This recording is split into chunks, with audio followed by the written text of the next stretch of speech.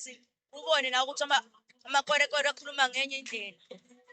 Isingisi sabo asizwakali njengami nje ngifuniswa umuntu yokufika kwimetha ngimuzwa kahle. They are joined by the next generation of South Africa. What do you understand about today's march as a 15-year-old?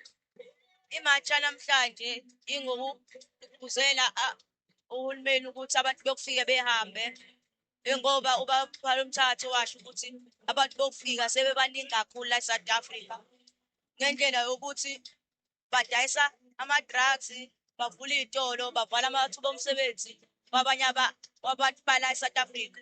Ngoba ubona ngoba amathuba omsebenzi engekho vele bagcwele badayisa ey'tolo, badayisa ama-drugs, lokhu kudayisa ama-drugs wabo ngoba ubona kugcwele amaphara amangaka la ngenxa abantu bokufika futhi nasey'koleni abantu bokufika bafundisa ngezi ubone na ukuthi amakwerekwere akhuluma ngenye indlela.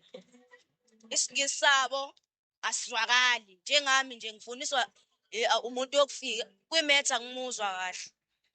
So what message do you have for the president? Cela egqugquzelele ukuthi abantu bokufike behambe sabacela kodwa kusami abahambe wonke umuntu unekhaya lakhe. So what are you saying about those ones who are legally in the country? Hayi labo asinankinga mina nje anginankinga nabo. Banezathu ukuthi bela banezathu ngoba belegal la ku-right. Kodwa laba abayeqingwenya kanje bamabhoda abahambe. Ngoba isho nengoma sekwanele abahambe.